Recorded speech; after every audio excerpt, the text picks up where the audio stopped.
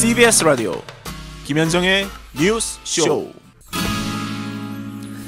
엊그제 부산에 있는 한 소년원에서 원생 80여 명 간의 집단 패싸움이 벌어졌고요. 경찰 400명이 출동하는 사건이 발생했다. 이런 뉴스 제가 어제 전해드렸죠. 도대체 소년원생들을 어떻게 관리하기에 아이들이 패싸움하는 것도 못 막았냐? 쯧쯧 혀만 차고 넘어간 분들이 많았을 텐데. 그런데 이 사건은 단순한 해프닝으로 넘길 일이 아니다. 소년원의 열악한 환경에서 언제든 또 일어날 개연성이 있다. 이런 주장이 제기되고 있습니다. 도대체 무슨 이야기인지 부산 소년원을 잘 알고 계시는 분의 주장을 직접 들어보죠. 소년범들의 아버지로 유명한 분입니다. 천종호 부산지법 가정법원 부장판사 연결이 되어 있습니다. 천 판사님 안녕하세요. 예, 반갑습니다. 오늘은 천종호입니다. 별로 좋지 않은 일로 인터뷰하게 되네요. 예, 뭐 제가 해야 되면 하는 거죠. 네. 부산 소년원들의 이 집단 패싸움 뉴스 보면서는 어떤 생각 드셨어요? 제가 4년째 소년 사건을 담당해 오고 있는데요. 예. 그동안 가끔 아이들끼리 개별적으로 폭력을 행사하는 경우는 있다는 얘기는 전해드렸습니다. 하지만 이번과 같은 집단 난동은 4년 만에 처음 겪는 일입니다. 아, 이런 집단 난동은 처음 보세요. 그렇지만 이 집단 난동까지는 아니어도 다툼이 발생하는 일은 자주 있었습니까? 예, 개별적으로 뭐 그 안에서 어차피 아이들이 같이 생활을 하다 보면 토닥토닥 할 수가 있거든요. 그렇군요.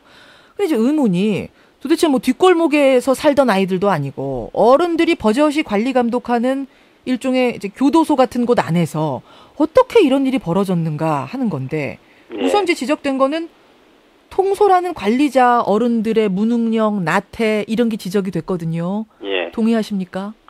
아닙니다. 그 선생님들은 너무나 힘들게 최선을 다해서 사명감을 가지고 있습니다. 어허. 예, 1차적 원인은요, 재혼하고 있는 소년들에게 있다고 할 건데요. 그 근원을 따져가 보면 아이들에게 제공하고 있는 환경에 큰 원인이 있다고 봅니다. 소년원의 환경. 예. 환경이 어떻길래요? 지금 부산 소년원은 정원을 초과한 과밀 수용 상태입니다.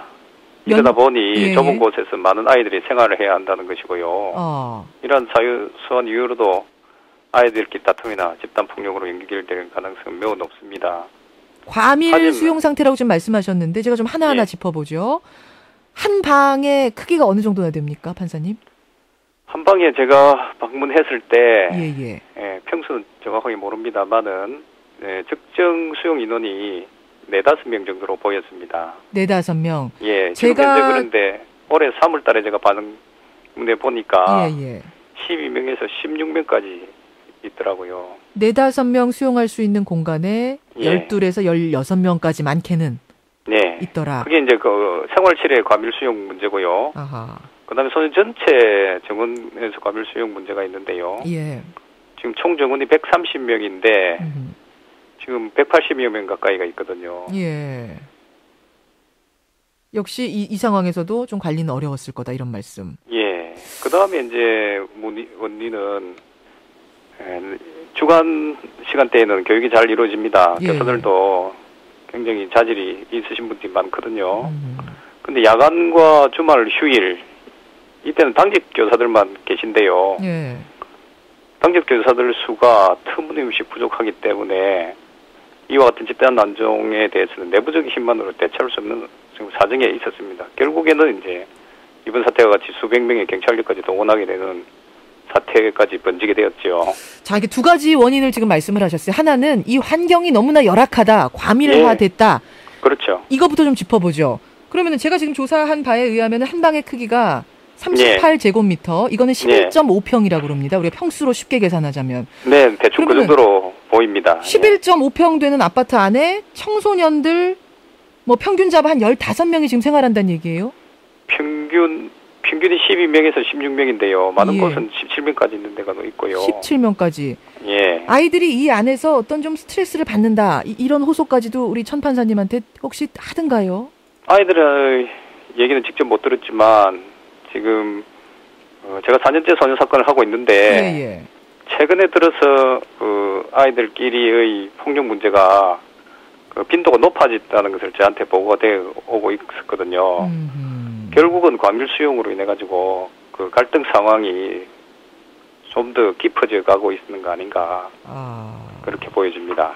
근데 이제 이 말씀 들으면 이런 분들도 계실 거예요. 어쨌든 그 아이들은 범죄 저지른 건데, 그러니까 말하자면 벌 받으러 간 아이들인데, 네. 이 아이들한테 그럼 뭐 어떻게 뭐 맨션 같이 콘도 같이 좋은 환경을 제공해 하란 말이냐? 왜 환경 탓을 하느냐? 이런 주장이요. 예, 소년원의 이름이 지금 전부 다 학교로 되어 있지 않습니까? 그런가요? 예. 뭐 여기 부산 소년도 부산 어린정보 산업학교로 되어 있고요. 예. 그 취지는 소년법의 목적을 실현하기 위한 겁니다. 소년법의 목적은 소년의 건전한 육성에 있습니다. 예. 이 아이들이 1차적으로는 범죄를 저질렀지만 그들이 소년원을 나오게 되면 사회생활을 해야 되는 아이들입니다. 그렇기 때문에 재비행, 재범을 막기 위해서 이 소년원이 그들에게 맞는 환경과 일정 물적 시설이 제공돼야 됩니다. 예. 이렇게 시설도 제공해 두지 않고 밉다고 무작정 과밀 수용시켜 놓고 아이들이 변화의 기회도 제공하지 않는 것은 그거는 잘못된다는 것이고요.